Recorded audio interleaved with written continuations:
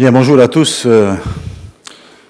Je voudrais, avant de commencer, naturellement vous adresser nos salutations les plus fraternelles, les plus chaleureuses, et puis saluer aussi nos responsables religieux des confessions religieuses de Polynésie française qui sont parmi nous, l'évêque, Monseigneur Cotenso, et nos présidents des différentes églises que je remercie de se joindre à nous aujourd'hui. Bien, mes chers amis, depuis le mois de février dernier, nous nous battons ensemble chaque jour contre la propagation du coronavirus.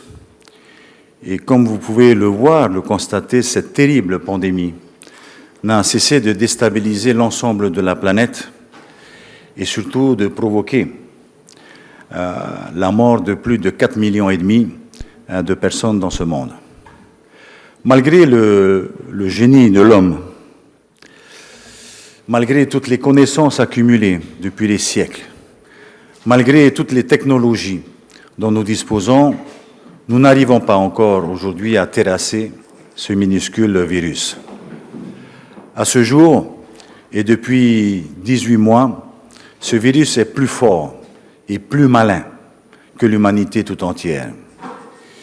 Il est partout, il est invisible et surtout il tue. Oui, il faut reconnaître qu'en ce moment, les moyens dont nous disposons sont encore insuffisants pour arrêter cette malédiction, je devrais dire ce fléau. Mais au-delà de nos limites, et en dépit de nos découragements légitimes, nous n'avons pas le droit de baisser les bras, bien au contraire. Nous devons persévérer, nous devons nous battre, et surtout nous devons protéger les femmes et les hommes qui vivent sur cette terre. Mais comment? Comment nous battre pour garder l'espérance d'un lendemain meilleur alors que nous épuisons au fil des mois les moyens dont nous disposons, les moyens qui sont mis à notre disposition? Comment aider nos frères et nos sœurs de la communauté médicale qui se battent jour après jour pour sauver les malades et pour quelques-uns d'entre eux au péril même de leur vie? Comment soutenir toutes celles et tous ceux qui s'impliquent avec abnégation depuis des mois dans ce combat? Comment accompagner ces nombreuses familles, ces trop nombreuses familles qui souffrent de la disparition d'un des leurs et qui n'ont pas pu faire leur deuil dans de bonnes conditions?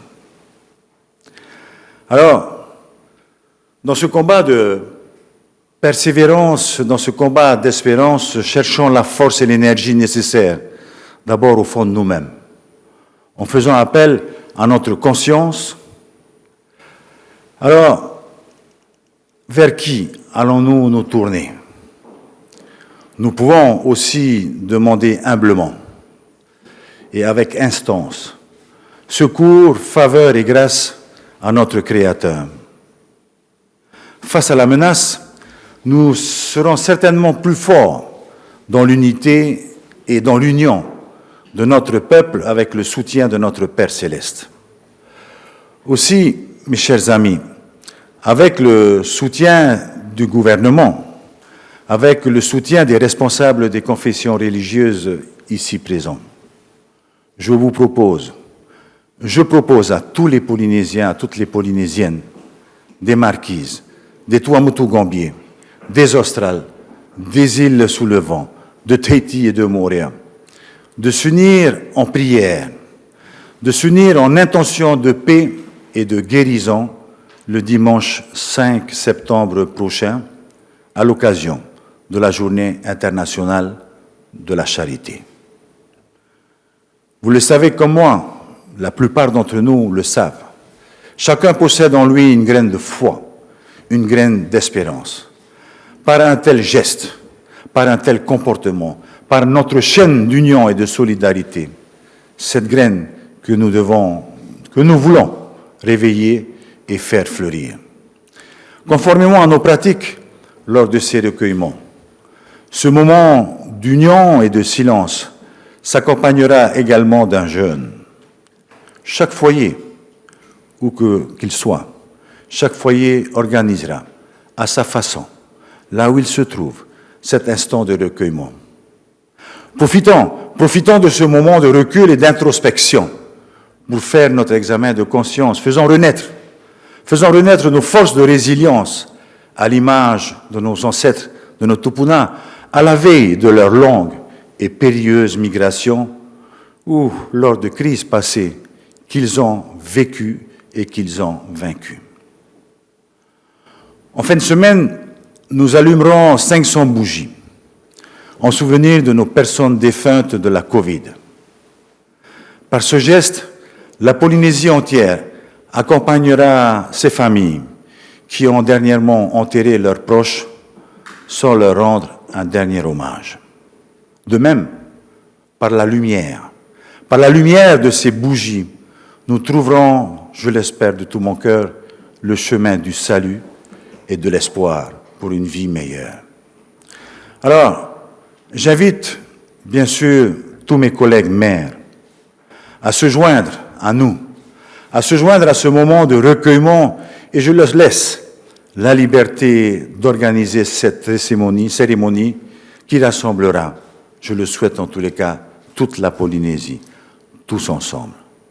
Mes chers amis, nous vaincrons, ce n'est pas la première fois que je vous le dis, mais nous vaincrons le virus. Nous devons continuer à faire confiance à l'homme. Faisons confiance à la science. Faisons confiance au vaccin, qui est aujourd'hui le seul moyen de nous protéger et de réduire les effets mortels de cette pandémie.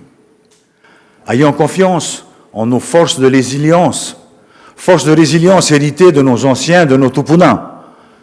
Ayons confiance surtout en l'amour et à la miséricorde de notre Seigneur pour chacun et chacune d'entre nous. Je vous remercie de m'avoir écouté et que Dieu bénisse la Polynésie.